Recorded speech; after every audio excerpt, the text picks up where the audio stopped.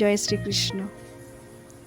সারাদিনে একটা কি দুটোই ভিডিও, কখনো দুটোও হয় না করতে পারি ভিডিও, সময়ের প্রচণ্ড অভাব থাকে।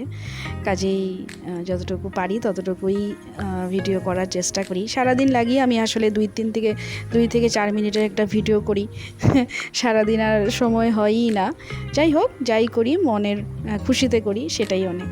আর এই যে দেখো গাছের নিচে কত বেলি ফুল আর কাঠগোলাপ ফুটে নিচে পড়ে আছে। এখন তো একটু ঝড় তুফান হচ্ছে, কাজে নিচে পড়ে থাকে, ঠাকুরকে দিতেও পারি না। কিন্তু জলে এনে রেখে দিলাম। একটা জলের মধ্যে কিছু পাত্রে রাখলে একটা ফ্রেশনেস বাড়ে রুমটা।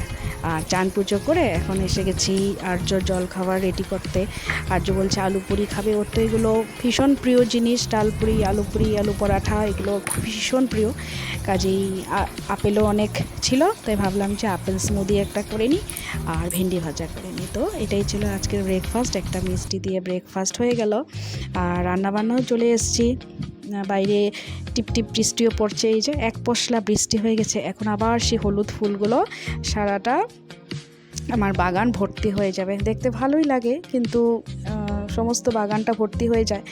তবুও ভাবি যে তাও ভালো, একটুখানি হলুদ ফুল চারিদিকে ফুটে যখন, তখন দেখতে কিন্তু বাগানটা বেশ ভালো লাগে।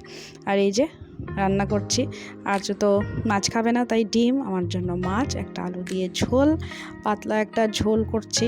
আর তো আগেই বলে দিয়েছে মাছ দেবে না, ও তো আগেই বলে দেয়। পরপর ডিম খেয়েই চলছে, কিন্তু কোনো উপায় নেই, খেতে চায় না যদি, আর জবরদস্তি করি বা কী করে। আর এই যে আমার রান্নাবান্না হয়ে যাচ্ছে, মোটামুটি শেষের পথে। মা ছেলের লাঞ্চ যত তাড়াতাড়ি করতে পারি করে একটুখানি রেস্ট নিব। সকাল থেকে কাজ শুরু হয়, 2 পা একসাথে করতে পারি না। আর এই যে এখানে রান্নাবান্না কি করলাম একটু শেয়ার করি তোমাদের সাথে। এখানে একটা সাম্বার ডালের মতো করেছি, সজনের ডাঁটা ছিল, সেটা দিয়ে কারি পাতা টাতা দিয়ে একটা সাম্বার ডালের মতো করেছি। এখানে মাছের ঝোল, আলু দিয়ে শাক করেছি, ভেন্ডি ভাজা তো সকালেই করেছিলাম।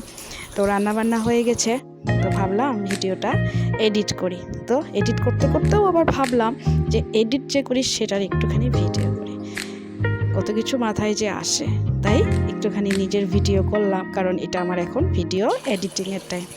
চলো ভিডিও এডিটিং করবা, তারপর তোমাদের সাথে